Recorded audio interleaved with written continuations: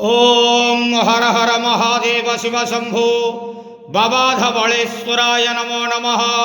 दीपं जति परम ब्रह्म दीपं जति जनार्दनः दीपहरतु मे पाप पूजा दीप नमस्तुते।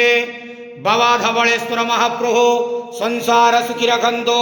आज शुभ गुरुवार रे समस्त श्रद्धालु भक्त मान को आशीर्वाद करंतु।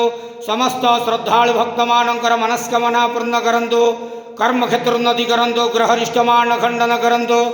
जगतर मंगल करंतु। विश्वर कल्याण करंतु। आपणकर नाम प्रकाश करंतु। समस्त गुआवसा भक्त मानकर मनस्कामना पूर्ण करंतु।